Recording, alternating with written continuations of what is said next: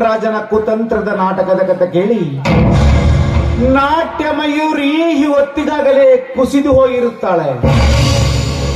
ದೇಶ ಬಿಟ್ಟು ಹೋಗುವ ಮುನ್ನ ಇಂಗ್ಲಿಷರು ಭಾರತದ ಸ್ವಾತಂತ್ರ್ಯವನ್ನು ನಮ್ಮಂತ ಶ್ರೀಮಂತರ ಕೈಗೆ ಒಪ್ಪಿಸಿ ಹೋಗಿದ್ದಾರೆಂಬುದು ಪಾಪ ನಾಟಕದವಳು ಅರಿತಂತಿಲ್ಲ.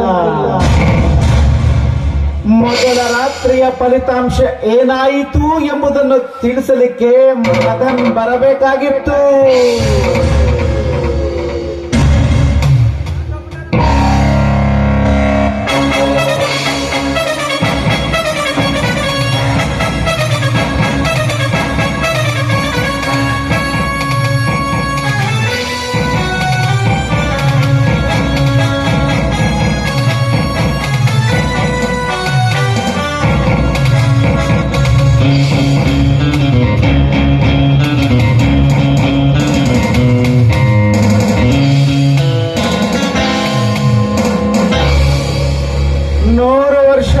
ಮದನ್, ನಿಮ್ಮಂತ ಸ್ನೇಹಿತರ ಹತ್ರ ಇರುವುದಾದರೆ 100 ವರ್ಷ ಆಯ್ತಕ್ಕೆ 1000 ವರ್ಷ ಬದುಕಿರಬಹುದು.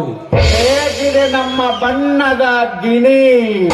ಸ್ವೇಚ್ಛೆಯಿಂದ ಹಾರಿದ ಗಿಣಿ ರೆಕ್ಕೆ ಕಳೆದುಕೊಂಡು ಬಾಳ ಪಂಜರದಲ್ಲಿ ತೆಪ್ಪಗೆ ಬಿದ್ದಿದೆ.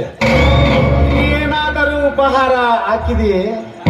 ರಾತ್ರಿ ಕೊಟ್ಟ ಉಪಹಾರವೇ ಇನ್ನು 3 ದಿನ ಬೇಕು ಜೀವಿಸಿಕೊಳ್ಳುವುದಕ್ಕೆ. ನೀನು ಕೊಡುವ ಉಪಹಾರ ತಿನ್ನುವ ನೋಡುವ ಭಾಗ್ಯ ನನಗಿಲ್ಲ. ಅಗತ್ಯವಾಗಿ ಹಿಂದೆ ನಡೆಯಿರಿ. ಇಂದು ಬೇಡ ಮದನ್, ಇಂದು ರಾತ್ರಿ ಕೊಯಮತ್ತೂರಿನಿಂದ ಚಂದರಗಿಲಾಲ್ ಕೋಟಾ ನೋಟುಗಳನ್ನು ತರುತ್ತಾನೆ. ಅವುಗಳನ್ನು ಮುಂದಕ್ಕೆ ಸಾಗಿಸುವ ಏರ್ಪಾಡು ಮಾಡಬೇಕು. ಆಗಲಿ ಕಿರಣ್ ರಾಜರೇ, ನಿಮ್ಮ ಕೆಲಸ ಆಯ್ತು ಅಂತ ತಿಳಿದು ಬಿಡಿ. ನಾನಿನ್ನು ಬರುತ್ತೇನೆ.